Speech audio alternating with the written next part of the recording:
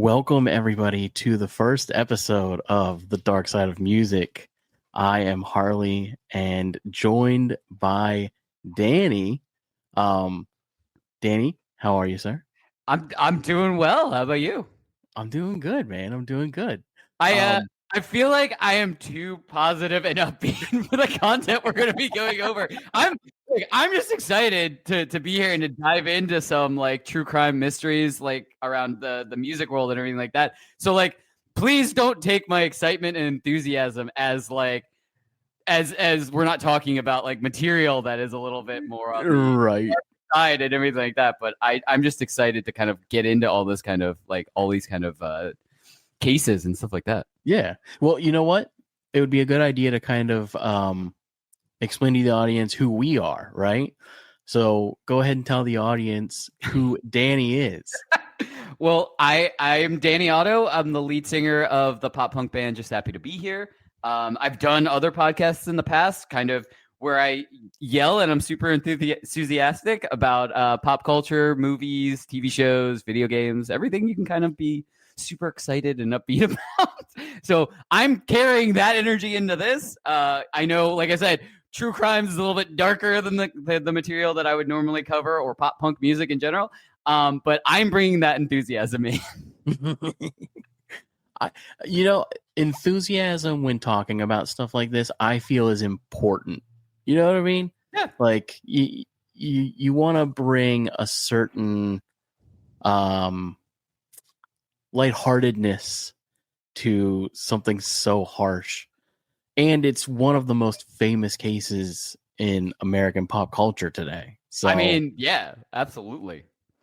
At least in our world, it definitely is. I don't know, because I mean, there's so many true crimes out there, just in every single category that you could possibly think of. But I think it's really cool, like that we are narrowing it to the music world, because there's so many, documented, true crimes that have gone on throughout the years in the music industry and in the music world in general and stuff like that. So it's really cool to kind of be in this pocket of true crimes and stuff like that. But yeah, definitely one of the is it crash to ask you what your favorite true crime is? Like, is that like a weird thing to ask somebody? I think the pandemic kind of set us all into like really getting into like diving into the true crime like culture, and everyone kind of like sharing all of these insane true crime cases in general. I kind of err more on the true crimes and mystery side of things, because like, have you heard of the Elisa Lam case? No, tell me about it. You've never heard about this? No. Oh, I mean, it's not musical related, but like Elisa Lam was this college student from Canada. She goes to the Cecil Hotel in LA, and just a bunch of really crazy stuff happens. And flash forward, like I think it's like a week or two, they find her in like a water tower. Oh, on the I roof. do remember this. Yeah. And the only reason they even thought to look up there is because people were complaining about like dark water coming out of their faucets and showers and stuff. Look it up if any of that piqued your interest, to anybody who's listening or watching this. Like, the details around it are insane, and the details around like the Cecil Hotel, which I know has been changed, that name has been changed, it's still there. But like it just goes all over the place. Like, I don't know if you've heard of the elevator game. Like, they're thinking maybe she, was trying to do that. There's like military stuff that's registered like right next to, or was at one point like registered to there, with like involving like cloaking technology. And it's just like, you fall down crazy rabbit holes when you start looking that up. So I don't even know if that counts as a true crime like thing, but like every time I fall down a rabbit hole of that particular case, it's just on that edge of like true crime and just absolutely like paranormal mystery influences on everything. So that. What about you? What do you have a favorite? I guess I was always very interested in the Jeffrey Dahmer case. Oh, okay. I always thought that was a fascinating like crime, just just a fascinating guy to kind of like figure out how he went down the path that he went down, and especially his early childhood stuff, like connecting those dots, I thought was incredible. And I've read a lot of books about like identifying early childhood narcissistic tendencies or things that would kind of lead you to say, hey, maybe we need to have this one evaluated. As a new parent, I don't read any of that stuff because I'm like, I already am focused so much on my son's development that I'm like, I don't want to read anything. Oh man. But today we are talking about the one and only Kurt Cobain from the band Nirvana. Danny, do you want to tell us a little bit about Kurt Cobain?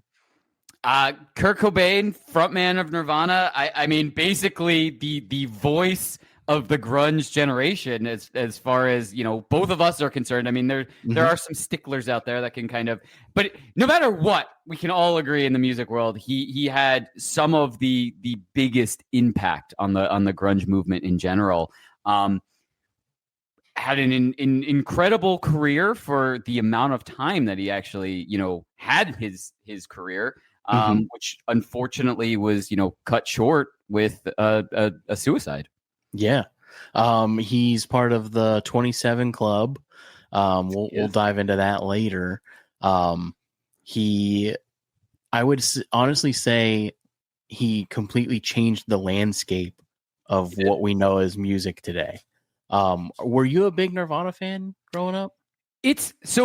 And I've said this plenty of times. I may have even said it on one of your other podcasts. I think so. I was very fortunate to grow up in a household where my dad showed me just so much, music, rock music in general, but every single, facet of rock music. So of course I grew up, hearing Nirvana and listening to Nirvana. There are select songs by them that I absolutely love. Mm-hmm. I will say what I gravitate towards with Nirvana is actually, where we get, Dave Grohl having some influences and stuff like that. Cause I really like just, what he does with the drums, with the like that kind of really heavy in drum parts and stuff like that. Those are the songs that I will always kind of more gravitate towards.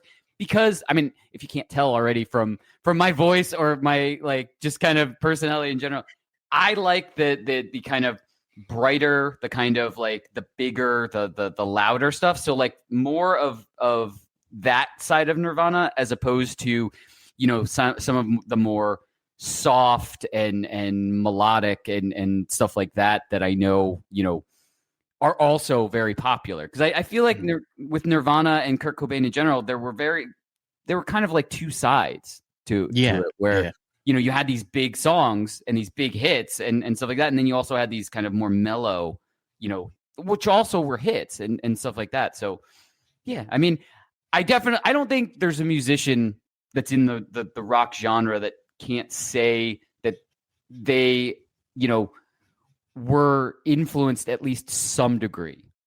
Right. By Kurt Cobain. I mean, obviously not pre-Kurt Cobain musicians or something like that, but us moving forward in the rock world and stuff like that. I mean, it was a ripple effect. You know what I mean? There are so many bands that were created post Nirvana that wouldn't be around or wouldn't have looked at those influences and the influences of the grunge era in general. Because I feel like we kind of in the music world, it's kind of always a build of what had just happened previously, what was a big movement. And then it's either, you go opposite, which is still, you're affected by it if you're, an opposite of what the last kind of big movement was, or you kind of take some influences of that and adapt them to something new and stuff like that. But you still get those elements in general. So yeah, absolutely. Let's talk a little bit about Kurt Cobain's darker side. Yes. So we know him as this charismatic frontman of Nirvana. Interviews with him will show him in this light of humor. He was a very funny guy. He was very charismatic. He would constantly do everything for his fans. He loved people. He loved interacting with people. But there was some very serious things going on in the background.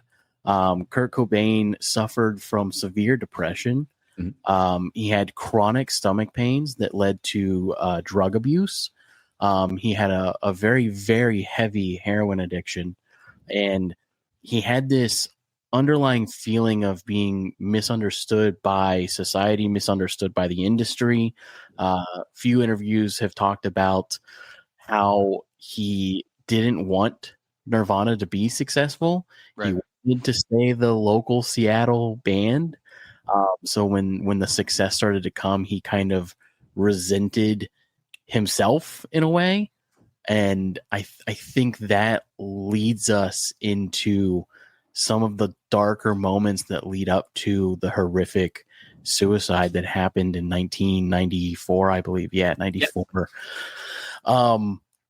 Kurt Cobain, I think, was not only influential in music, but influential in pop culture, influential in style. And I think that the pressures of fame pushed him towards a path that I'm sure a lot of musicians go through. So on top of dealing with the horrific crime that happened, we're also going to be talking a little bit about mental health for musicians everywhere, right. and understanding that the pressures that come from the industry, there are people to talk to, there are resources to reach out to.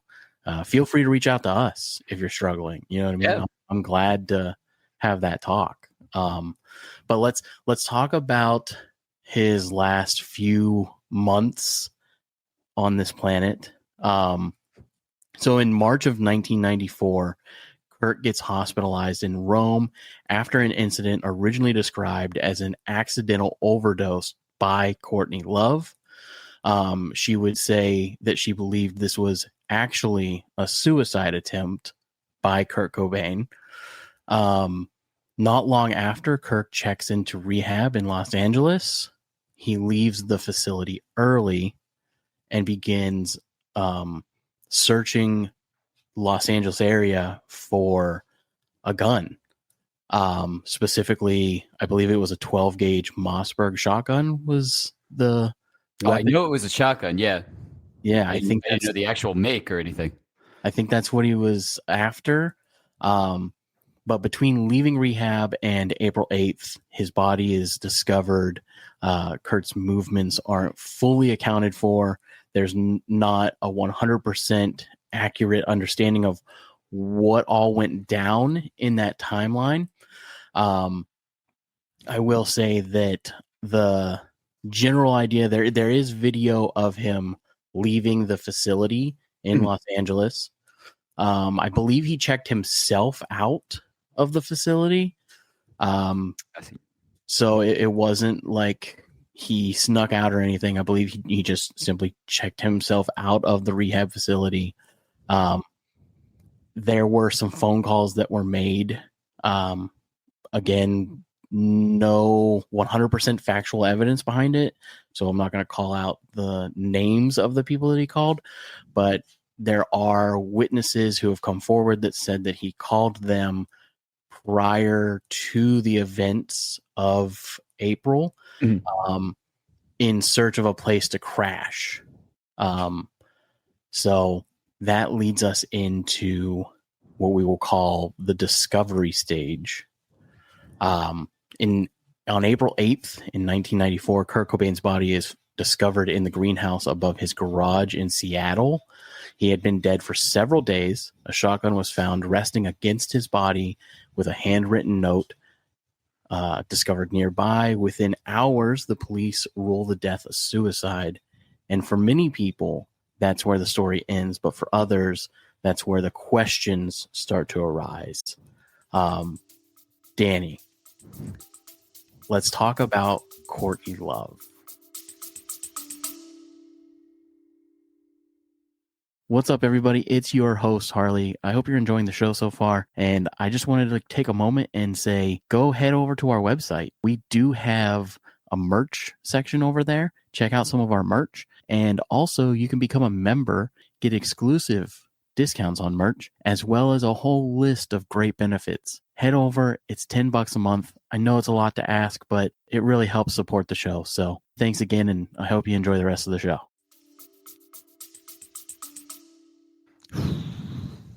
What would we like to say about Courtney Love? Like, here's the thing. We're gonna look at this situation as, outside observers and everything like that. So we really don't know, the true side of, their relationship in general. We only know the accounts from other people. We only know the accounts from public, records and everything like that.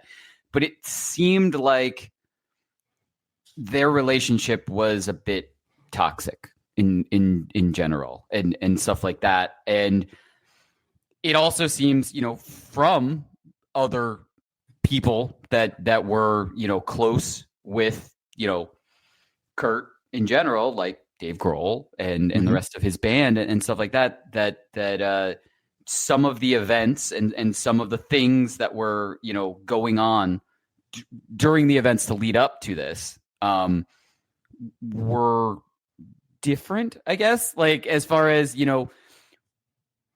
Courtney Love, maybe not wanting, Nirvana to ever be on pause or to ever end or anything like that. And, so then we kind of, this is, like I said, we're looking at this from an outside perspective. So no, we're not trying to push either side or anything like that, but there are a lot of, just like you said, originally the events in Rome, originally they were thought to be, an accidental overdose, but then after that, we have Courtney Love kind of changing the story of, hey, no, actually Kurt tried to overdose on purpose, that type of thing.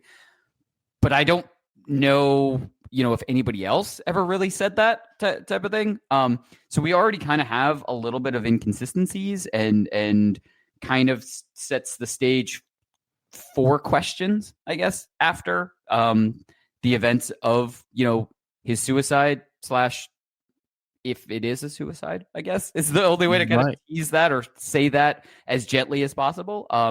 Obviously, you brought up the thing of we don't want to be crass or we don't want to, push a narrative in general, but there are a lot of things that just seem to make you question. Absolutely. Like absolutely. the recanting certain things, the fact that after his death, obviously there was a drug test and many things, and for him to have such high levels of heroin in his system, you kind of beg to ask the question: how did this person also operate a shotgun, which seems like a very difficult weapon if you're going to commit suicide? Like, I just think that, like, I'm a very short person, so I don't think I have any kind of arm length to do anything like that. But at the same time, even a normal sized human, it seems like a very difficult thing. Like if you're premeditated, you're planning this out, it seems like one of the last things I guess you would pick, type of thing, just in my mind at least. But so Courtney Love, who is the lead singer of a band called Garbage. No, Hole. Hole, you're right. It's not Garbage, it's Hole. Oh, I've always gotten those two confused. Don't badmouth Garbage. I like Garbage. Hole had one good hit. I will say I like that song. What is it? Dolls? Oh, I know which song you're talking about. It's not the one that there's another song by them that I know better, and I can't remember off the top of my head. Celebrity Skin. That's Celebrity it. Skin. Yep. That's it. Yeah. And then Doll Parts. So they had two good hits. Because now all I'm thinking about is Garbage, and I like Garbage. Who doesn't like Garbage? Yeah, exactly. So Courtney Love, their relationship was very toxic. There were also reports. This is where we start to slowly dive into the conspiracy theories. Right. There were reports that Kurt Cobain, after the birth of their daughter, realized that he needed to get clean, that he needed to be there for his daughter. And he had went on this rehabilitation journey, and he had been on a good straight and narrow path, and people relapse, things happen. However, it seemed that event in Rome happened very unexpectedly after a good track record of working towards sobriety. Right. So again, yeah, there are these questions that come up. Kurt Cobain also denied the suicide attempt the entire time he was alive. Right. That was a narrative spun by Courtney Love. The people close to him never suspected him as someone who would try to take their own life. Courtney Love, I will say, being the spouse, would have known details of him that the public just wouldn't, from being around him so closely. I think that, so full transparency, I come from a background of a drug addicted father, so I know the journey of sobriety really well. Mm-hmm. And from an outsider looking at that person's journey, I also know how detrimental the words the people around that individual use can be to that sobriety. So if their relationship was already toxic, there are chances that maybe he kind of went on a bender after a fight. Mm-hmm. I also know that from an outside perspective, that addicts tend to pick arguments with individuals close to them as a chance to use. So they use it as an argument of like, well, if I just get a little bit, it'll help me through this pain. Right. So there could have been some demons going on there for sure. However, I do think that the relationship with Kurt and his daughter is such an important piece to all of this. And there are videos of Kurt with his daughter where he seems to be clean and sober and doing everything that he can to take care of his daughter. I really think that Courtney Love may have been jealous of the relationship that he had with not just his daughter, but his fans and just the industry as a whole, pun intended, where I think that her band was maybe struggling a little more in the industry, and female artists in that time period for sure had a harder road than most. So she already had to work harder for the notoriety that she had. She had to prove herself more. And I think that there may have been a layer of jealousy to all of that. I'll definitely agree with that. And I mean, you have a really interesting perspective on this, because you being, not only you being a new parent, so you can kind of understand that side of things, but you can like you just mentioned, having a family member with an addiction. So you're coming also from that side. So you have two really unique perspectives on this, because I mean, the thing about, mental health and addiction in general, and now combining both of those things, there are always going to be, good days. But on the flip side of that, there's always going to be bad days too. So, you don't know, what can result in a bad day or from a bad day, I guess. Right. Like, whether it's the thought of, I don't want to be around anymore, or if it's the thought of, I just need a little something to ease the pain to get through this, or just something like that. You know what I mean? Like there's always going to be the other side of the coin for mental illness and for addiction in general. But when, like I said, when you combine the two, it's even more. So, having all of that add up, it's definitely, possible that the Rome incident was, a combination of those things, plus, like you were getting at, maybe an argument between Kurt and Courtney, and something like that, or just, waking up on the wrong side of the bed, like anything that kind of spiraled into the events of absolutely what happened in Rome to kind of, what kind of kicks the months of events that result in his death, basically. Right. On a lighter note, just to lighten things up a little bit, what I have always found fascinating about this story is, so his addiction to drugs has always been linked to his chronic stomach pain. Mm-hmm. And the idea that you can be like, man, my tummy hurts, I think I'm gonna do heroin. Like, that's such a leap, man. Like, that's a crazy, you know what I mean? There's Tums, there's antacid pills. Maybe he just didn't have any Tums. Like, I don't know. Like, that's always been the baffling thing for me in this case, has been like, every report I read goes, he went from pain pills for his stomach pain straight to heroin. And it's like, dude, there's so many steps. Yeah. Well, what they do say about, and I mean, there's plenty of, and there's not that Kurt Cobain's not a normal person, but there are plenty of average people who, get prescribed.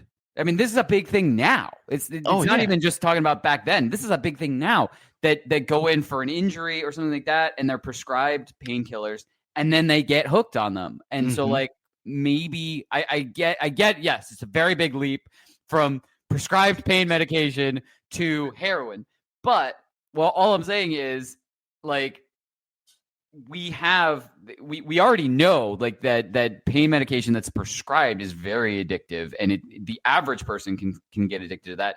And maybe when that dries up and you can't, legally get anything anymore, you kind of just get pushed into whatever you can find legally. And maybe that just happened to be somebody who knew somebody else was like, oh, I got this. I mean, it's drugs. Like, you know what I mean? Like, maybe it was just that kind of thing. Like, it wasn't like, or maybe it was just like, I don't want cocaine. Like, you know what I mean? Like, that's all upper. And I can't imagine Kurt Cobain on uppers or anything like that. But just like, I mean, could you imagine you're out like on stage or getting ready to go do a show and you're like, man, I have such a headache, and somebody's like, I got crack. It's like, whoa, I was just looking for an ibuprofen, man. Yeah. I am the most boring musician. Like I, energy drink before maybe a show or something like that. And maybe a couple of drinks after my set. But I don't even drink. I won't drink before I'm done on stage. Yeah. Because I'm like ultra, like more so ultra about my voice, because I've had like a shot or a drink before I've gone on stage, and it's affected the way that it feels for me to sing. But yeah, I puts a little soul in your voice. It just puts a little less control, which is that makes a weird way to describe. Because I mean, I already have a rasp in my voice. I don't know. By the way, anyone's listening to my music, I have no idea what my voice actually sounds like. I just know the way it feels when it feels right. So type of thing. So like, that's always a thing. So I admire musicians that can go up there and like, cheers everybody with a drink or something like that on stage. For me, it's like, if I did that and I don't drink the exact same stuff that I always drink, I don't do the same thing that I always do, it just throws me all like a little bit like out of sync type of thing. No, that makes sense. And it's all on feel and it's all on control and stuff like that. So I really feel like with singing and performing in general, it's what you get used to. And I've actually, and it's not funny, but it definitely has to do with it. There's a documentary, because I know we're going through, a lot of the stuff we're pointing towards are documentaries and stuff like that. But there's another documentary that we didn't cite that is all about the Foo Fighters. And the way that documentary starts, it actually starts still with Nirvana. And then it goes from the end of Nirvana to the beginning of, Dave Grohl just in, his depressive state after the death of Kurt Cobain, and what does he want to do next and all this stuff. But it also shows how this underlying, bored is the wrong word, or mundane, getting used to doing stuff and having to add alcohol or having to add, something to that to make Right. it less boring for for the band and stuff like that. Because at one point I know there's an interview with Dave Grohl where he's saying, like, after like the third Foo Fighters album, they were like doing handles before they got on stage and stuff like that. Like, and it just goes to show how even the craziest jobs that like some of us would kill for, like, you know what I mean, to be playing sold out shows across the entire world and stuff like that, even those can get to be mundane or boring, and you need to kind of do something to liven those up and to like make it fun for yourself again. Like, Right. it's just crazy hearing that kind of stuff, but like just hearing that from other bigger musicians and stuff like that leads also into some of this and how like maybe it wasn't even him having a bad day. Maybe it was just like him going, oh, I got to do another show and I don't feel like it. Maybe I need this like to help me feel a little bit more. Like, it's just, there's so many things that can affect the mental state of anyone in general, but like just Kurt, when he had kind of this fragile mental state and dealing with addiction, even if he wanted to pull himself out and be this clean parent to his daughter and stuff like that, you can just see how many things that could possibly push him into to a relapse or into drugs again and stuff. And you brought up such a great point. I didn't even think about that, about the monotony of like, if you're already resentful of your faith, right, you're already resentful of what you're doing. You don't, I mean, he was very open about hating Smells Like Teen Spirit and hating most of the Nevermind album. Right. Even though arguably that album changed the world. Right. But to go out and have to play a song that you just don't feel anything for over and over and over, and then as an artist, trying to innovate and do something different, like Heart-Shaped Box, or In Utero is the album, but to try and do something different, and at the end of a show have everyone sitting there yelling for a song that you can't stand. Like, I couldn't imagine dealing with that. Like, right. That's a really good point. Let's dive into the official findings. So the cause of death was a self-inflicted gunshot wound. The toxicology report did show that there were high levels of heroin in Kurt's system. The note was accepted as a suicide note. That is the official screening. And with that, we will take a short break and dive into the conspiracies. I'm ready. What I'll do is put in probably like a little promo right there, or a little transition into the second part. Okay. And we'll go ahead and get right into it if you're good. I'm good. Cool. Let's do it. All right, everybody. Welcome back to the Dark Side of Music. Danny and I are discussing Kurt Cobain and the case of his suicide today. We have dove into his last remaining months on this planet, his personal life, and now we are finally getting to some of the conspiracy theories. Let's start with the critics on just the investigation in general. Here are just some bullet points. The first thing is the scene was never treated as a possible homicide. So the police investigation was ruled suicide as they entered the building because Courtney Love is the one who called the cops. So when Courtney Love called in the report, she said, "My husband has shot himself." Oh, okay.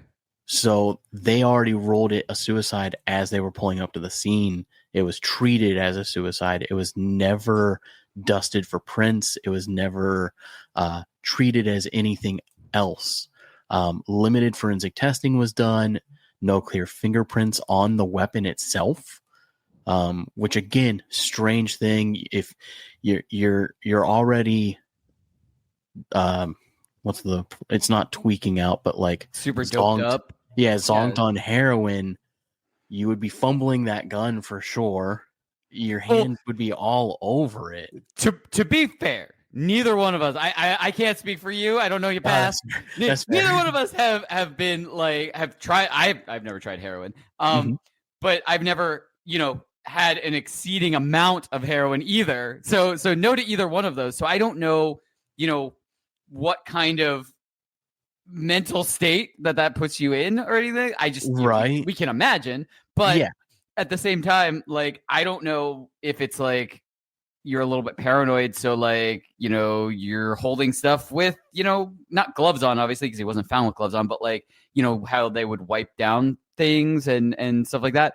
But I don't know what your psyche is at that point of anything. Like, I mean, there are plenty of things that kind of might make you paranoid and might make things happen. But like all signs point to yes, if even if you weren't on drugs, if your suicide weapon should have fingerprints on it of you. If it's a suicide for real, like they should have.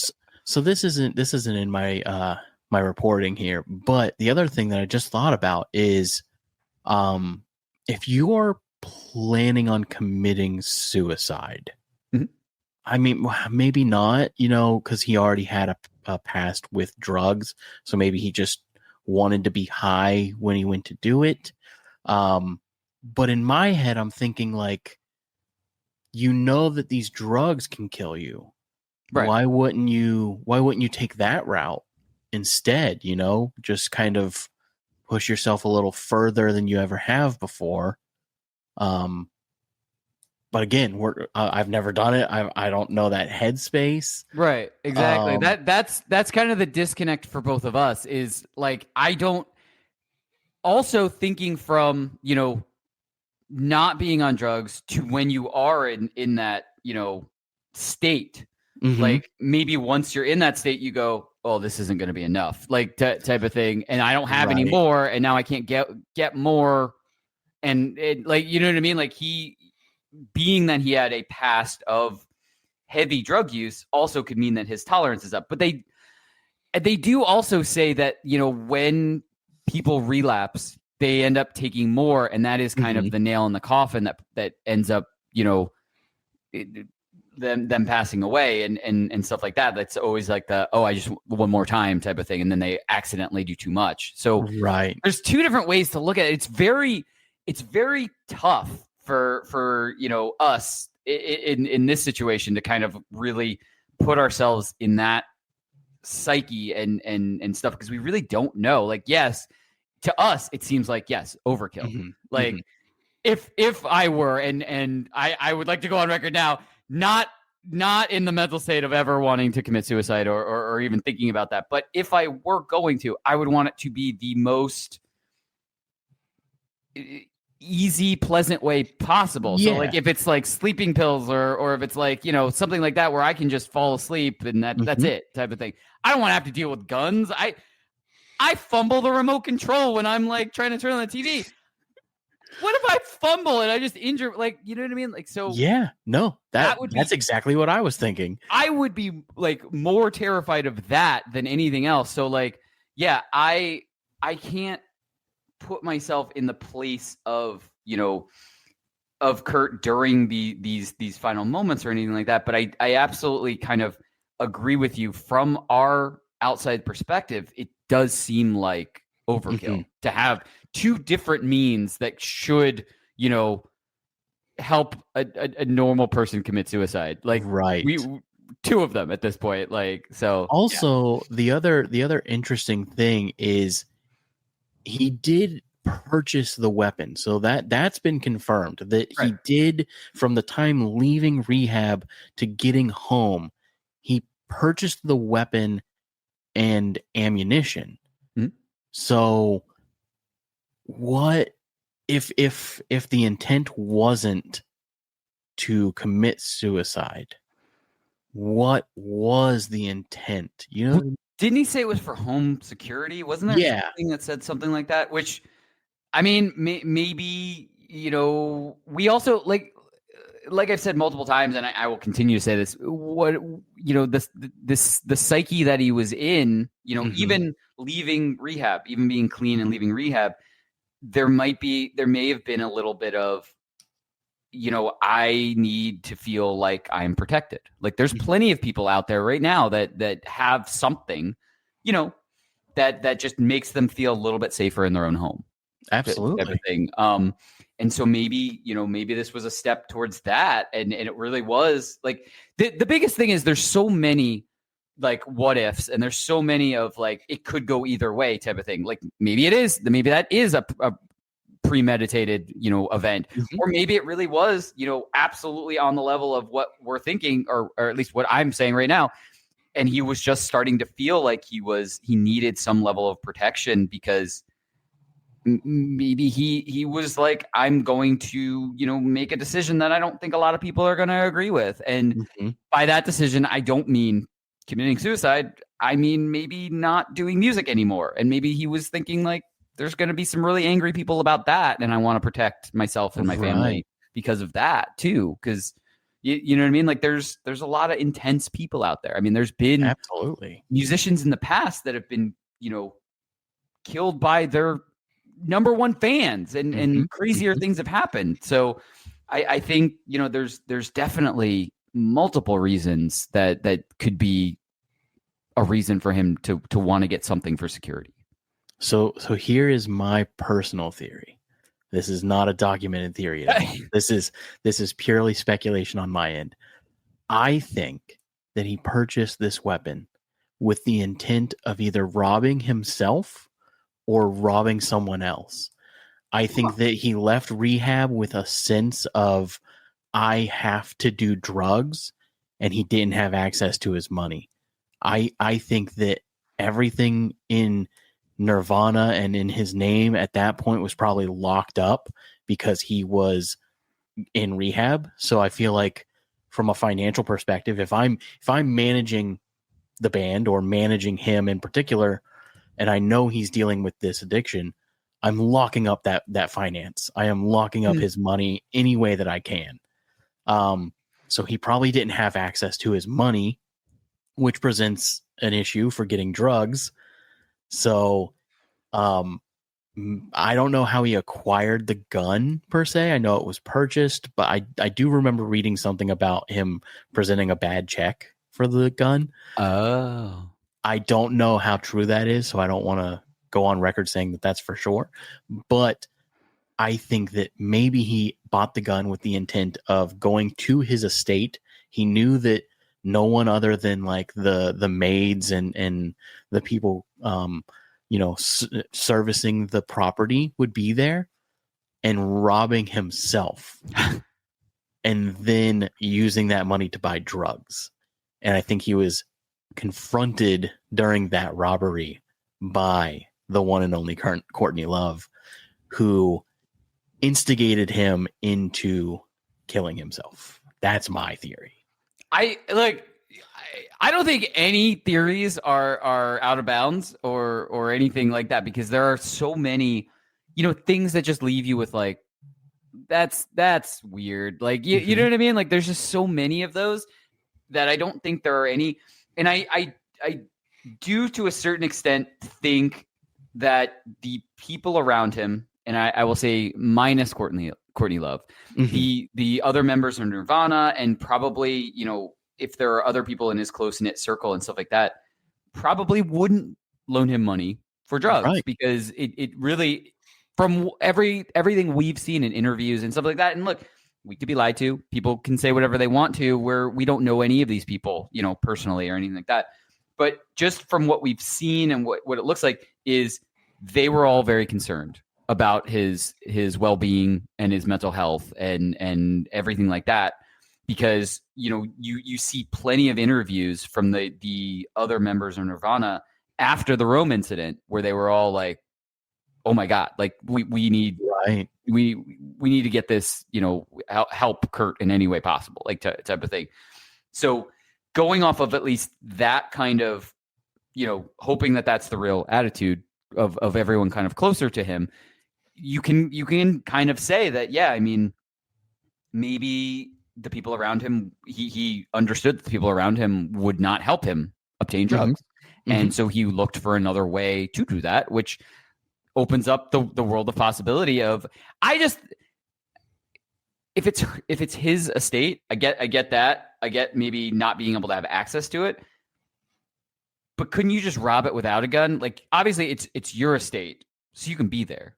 Like, you know what I mean? Right. I don't think anybody's going to tell him he can't be there. Now, to get money or to take things out of it, like, is one thing. But like, if it was my place, I'm going to show up. I'm just going to slip stuff in my pockets and just be like, okay, bye. Like, yeah. You know what I mean? Like, I feel like it would be as kind of simple as that. But like I've said multiple times, we don't know what his psyche and what his mental state was post him leaving rehab. We don't. Like, there's nothing really super documented on that. The only things we have are kind of the loose facts of, we know he purchased a shotgun somehow, some way, some form, from someone. And flash forward, we know he has drugs in his system. I also think if I'm Kurt Cobain, or if I'm as famous as Kurt Cobain, I feel like I can get drugs just off of my name alone. That's true. That is very true. You know, anyone outside of my circle, because it's the same thing. Like, if you're like even a mid-tier musician, you're getting free drinks at any bar you walk into, or a mid-tier celebrity. You don't even have to be like the upper tier or as big of fame as Kurt Cobain is in the 90s or anything like that. Mid-tier celebrity or musician, you're getting drinks bought for you left and right. I gotta think it's kind of the same with drugs. Maybe not as much, but he is that upper tier of fame and stuff like that. So I just feel like there's a lot of freebies out there. That is very true. Let's talk about some of these loose facts too. So the toxology report shows that he had 3 times the lethal dose of heroin in his bloodstream. So the big question that everybody asks, like we've brought up here, is, can you still physically operate a shotgun with that much heroin in your system? Some experts have said no. Some experts have said yes. There's no definitive answer on that. The argument has been his tolerance. Right. They say that because of his years of prolonged drug use, that his tolerance would have been higher, so he would have been able to function with that level of heroin in his system the same way you and I are right now. From a background of dealing with addiction, I can tell you that is true. My father can talk to you and me high as a kite, and we would have no idea. Wow. So absolutely, that could be the case. But again, the fingerprint situation, right? If you're that level-headed while on those drugs and that quantity, you're not fumbling anymore. You are manhandling this shotgun. So he clearly didn't wear gloves, like we established. Right. Nobody that we know of wiped down the shotgun. But let's talk about the suicide note, which is another. This is very big. This is big. And this is what goes back to some of the other things that I was saying about maybe the reason why he was feeling like he needed something for security purposes, type of thing. But the other thing I was going to say is, how long was he in rehab for the stint before? That's a good question. I think it was 30 days. I'm just going to fact check that real quick. Okay. While you do that, I the reason I ask is because I totally understand building up a tolerance for things. Like, I mean, the average person, you know, if you have some drinks, like you get used to it. Everyone has felt that building up a little bit of tolerance, or just in general. I'm using a vice like drinking and stuff like that, but anything, you can build up tolerance to things. You build up tolerance for working out. Some people work out, 3 days a week and they need rest days in between. Other people work out 5 days in a row and they don't feel sore because they've done it for so long. Tolerance in general, our bodies can build up tolerance to everything. But when you go to rehab, I feel like your tolerance has to, maybe 30 days isn't fast enough for a reset, but at a certain point, it resets. And that's where we get those situations where people who have been clean and sober for years do a relapse and then end up passing away because of that, because they try to take as much as they did right before they got clean, and it's way too much for their body who has reset, and it just it's a lethal dose type of thing. Right. So I would be really interested to know, and obviously we're not toxicology experts or anything like that. I'd really like to know how long your body needs to reset from hard drugs, like a heroin or any other really hard drugs, because to my really, I guess, naivety, 30 days being clean and going through rehab feels like a long time for your body to not be getting that intense of a thing, and especially to go 3 times a lethal dose, not just oh yeah, you had heroin in the system, 3 times what would could potentially kill somebody after being clean for at least 30 days. So I was very wrong. Oh, okay. He checked himself into a 60-day program. This is according to biography.com. He checked himself into a 60-day program where he only spent 2 days. Oh, okay. Okay. So that kind of throws my thoughts out the window a little bit. That's crazy, man. He got right out of there. He walked in and then just said, "Nah, fuck this. This is it for me." Yeah. Well, so that also begs the question then. I mean, and so now knowing that, maybe that kind of negates some of the stuff that I was saying. But do we have any, other than the Rome report, the Rome incident and stuff like that, do we have anything on record him using after Rome? Ooh, that's a great question. Because if it's kind of the same thing, if we know, if the last time he did was sometime in March, that's still a full month. That he was kind of off of it and stuff like that. But it's very possible that he did slip up a little bit, and then the reason why he checked himself into rehab was because he was like, "Oh shit, I can't do this on my own," type of thing, and I want to do what's best. And so maybe he did, maybe he was using just enough type of thing that he was trying to push himself to not be on it anymore, but he's still just trying to taper or something. So it's.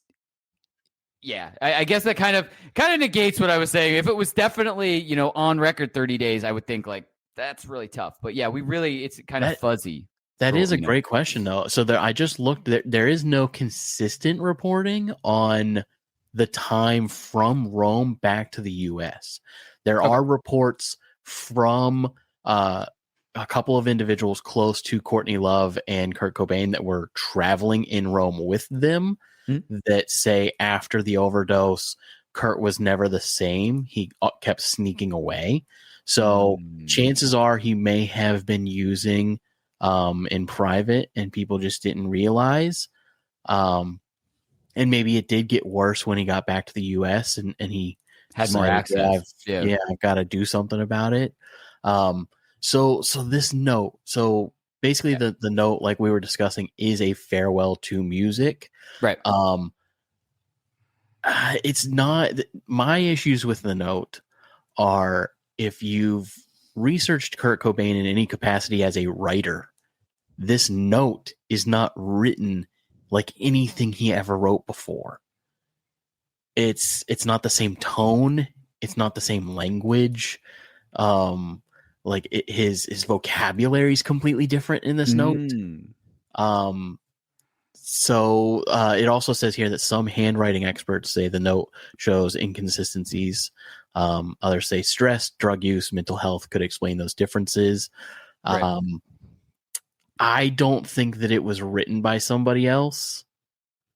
I think that it's his handwriting. I think that he wrote the note, but again, it feels like, how do I say this without just saying it? It feels forced, coached, type of thing. Yeah. tend to err on that on your side too, only because of, you know, the inconsistencies that lead to like questions and stuff like that. But yeah, I mean, and I'm gonna constantly, you know, say this is, you know, we're not in his same psyche. We're not in, you know, what's happening mentally or what was happening mentally with him in that time frame or anything like that. It could even be, you know, the reason why. And I'm playing devil's advocate, but yeah, I'm totally, you know, like into like there are some really strange inconsistencies and questions. But even like if we're playing devil's advocate, the fact that it kind of feels like almost two different things written two different parts, basically. Yeah. One a farewell to music, and then the other kind of a suicide ending type of thing. Could be one, you know, him writing it sober and saying, "This is my note to quit music." Ooh. And then the other could be on drugs, and this is my farewell to the world. Like, you know what I mean? Like I can play devil's advocate enough that could explain it feeling like a separation between like the beginning and like the last bit of it type of thing. Because I truly believe whether or not, you know, he committed suicide and thought like this was his only way of ending things, like type of thing. I think maybe his original intent was to write that he was stopping music, like type of thing. So that part of the note, you know, could have been written whenever. It could be written, you know, in Rome, like after he had his scare and stuff like that. And then maybe the other half was written, you know, when he was, you know, having a way badder time, or you know what I mean? Like it's just like that could explain a little bit, but like, yeah, I tend to err on your side where there's a lot of inconsistencies and there's a lot of, you know, questions just in general, like not only the suicide note, but the investigation criticism, the just like, you know, we've already said multiple times, the not really consistent fingerprints on what is the murder weapon or the, you know what I mean? Like there's a lot of questions. And look, it could all be on the level, but the fact that there are so many questions is what it kind of goes, what is it? Like, right. You know what I mean? Yeah, it's interesting, man. Like the when you add up everything. Also, let's just take a moment to say that I love the police force. I'm not going to say that I don't. I do. I appreciate everything the police force does. I think they're crucial and essential to our society. However, I think that as a society, we have rushed way too many investigations. Yeah. I think that we need to be more thorough. This isn't the first or the last case that this will happen in. You know, there are so many times that the first thing that people bring up is the inconsistencies in the investigation itself, which is what leads to these speculations. So when you add that with the shot, I think the shotgun not having fingerprints is the biggest sign of foul play. Yeah. Where are these fingerprints? Like at some point in time, that even see again, this is also part of it. Like he carried the gun somewhere, you know what I mean? Even if it was sitting in a corner and he picked it up to bring it to where his final resting place was. Like, where are those fingerprints? Right. It feels like somebody wiped this gun down. Exactly. Yeah. I totally agree with that. I think, look, just like you said, you know, detectives and police officers, they're necessary. They're doing a job that is very important and stuff like that. But they're human also. So like, you know, they can be, you know, pushed in a direction that maybe, you know, isn't exactly what is going on, but it still does add up. And just like you said, you know, Courtney Love called this in as a suicide. Right. as like before even going in there. So they have the pre notion, the expectations that they're walking into a suicide type of thing. So like, maybe that's it. They're just looking at it as, we don't have to look as closely at this and that because, the right boxes are being checked off for this being a suicide type of thing. But if she hadn't called it in like that, then, maybe an investigation would have not been as like going in as conclusive type of thing. Do you think that given who he was and his level of fame, do you think that changes how the investigation happens? Like if it had been just an average person and that call came through, do they treat that crime scene with speculation like you and I are?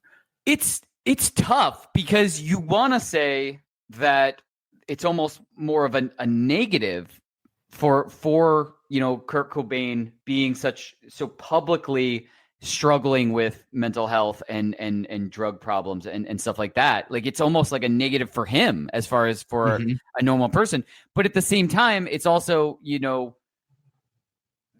maybe that if it's an average everyday person, not a whole a high profile person, maybe it is pushed to that's definitely a suicide. I mean, there could be plenty of cases out there that are like that, and right. We just don't know the person, so we are obviously talking about that case decades later and stuff like that. But it's really tough because like when someone is so public and such a public figure and has struggled publicly and it's all kind of out there, it's tough to not go into a situation with that those pre-thoughts, like all of that kind of affecting how you're perceiving things, right? From a standpoint of like a detective and the police and stuff like that, because it's like, oh, this person, is a, known drug abuser. He was in rehab. He already, had an overdose in the same year. He's struggled with mental health. He's, you know what I mean? Like there's all of these things that very easily can point to this person, suffered with, mental health and, took his own life. But like, I mean, I don't know. It's just tough. I keep going back and forth because I feel like if maybe you didn't know the background of like just a regular average everyday person and you walked into the situation, maybe you would look at it more of like, yeah, that's weird that the murder weapon is a shotgun, and that's weird that he had this much hard drugs in his system and was still able to do this and not have fingerprints on the murder weapon. Like I almost think they get more of the benefit of the doubt than Kurt Cobain does, like, which is crazy to say and to think. It's tough. I'm literally going back and forth to try to answer your question. I can't. I don't know. I think I've talked myself in and out both times. So to kind of button everything up here, it was deemed a suicide on file. There are still so many theories as to what happened. Public opinion is that it's not a suicide. We'll never really know. This is one of those cases that is just going to remain a mystery until someone comes forward, until some sort of new evidence pops up that somebody maybe witnessed something or somebody has some inside information. Unfortunately, this one is going to remain a mystery, everybody. It's crazy. What's really tough too is in the age that we're in now, like, even if something else came up, it's like, do we believe new evidence came up? Because AI is crazy now, and it's scary. It's scary what you can do with it and what people can, like people that actually know how to use AI and stuff to do things, it's scary. It's almost like you have to fact check small things, let alone if somebody all of a sudden came out of the woodwork and was like, look, I know exactly what really happened. Like I would be super, like, anything that came up, like, oh, I have photographs from the crime scene. I was a rookie on the scene, and it was my job to snap a bunch of things, and here's what the shots were, and so how do we verify that that's real? Like, you know what I mean? Like, so yeah, I think we're gonna find that with a lot of kind of these true crimes in future episodes, where, like, if there isn't really a definitive answer from the time that it happened, it's really tough that new evidence can come out without it being kind of thrown out of, is that really real, or is that just something that somebody made up? Speaking of AI, did you see the video of Taylor Swift and Travis Kelce at the Wicked premiere? No. It was a viral video. I had to watch it 5 times to figure out that it was AI. Like, I'm still not convinced for sure that it is. That's how crazy AI is. It's perfect. It's perfect. It's a video of them dressed up as the 2 characters, whatever. And like, it's them, man. It's them on like a red carpet and an audience behind them. And then like you go in the comments, and these people that are like super great with finite details, that they'll start pinpointing, like, oh, her shoulder is like a 16th of an inch too sharp on the left side, and it'll be like, oh, her finger is a half an inch longer, and the human hand can't be that way, like the middle finger or whatever. And it's crazy. Those experts are the people that are going to be in demand for jobs and stuff like that moving forward, because like this is just now. Could you imagine a year from now what it's going to be like? Like, because it's the same thing with any technology.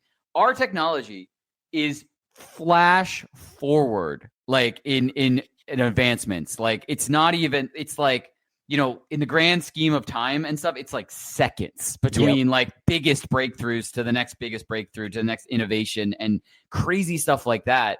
Like, so I can't even imagine what AI is going to progress to in just a year from now. We're already looking at stuff and going, is that real or is that fake? Yep. And that's scary for the future. Like, I will say on record to the robot overlords, I'm cool. Danny's cool.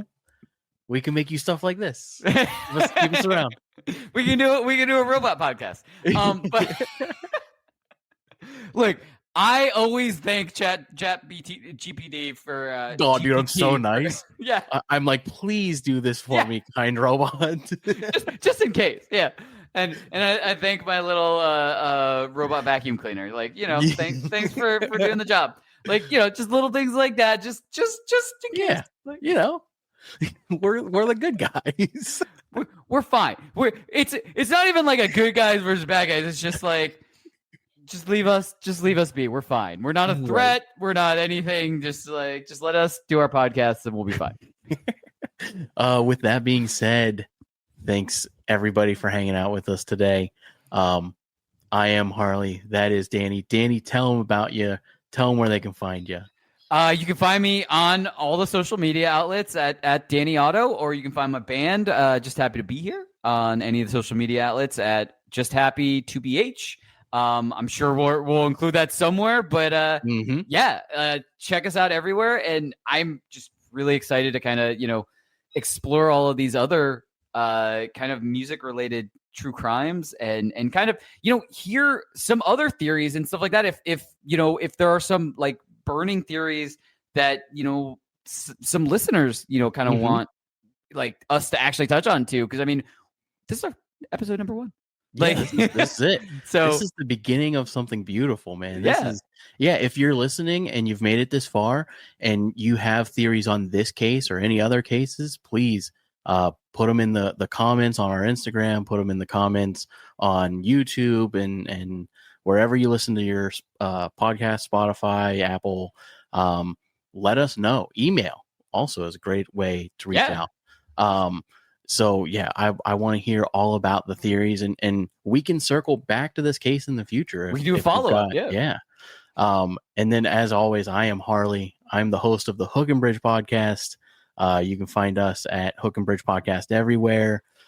This is going to be under the Hook and Bridge umbrella. It's going to be part of a fantastic network of things that we're working on. So email hookandbridgepodcast@gmail.com.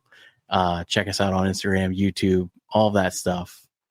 It's been an incredible time, Danny. Thank you so much. Thank you for having me. This was awesome. I can't wait for number 2. Same. See you at number 2.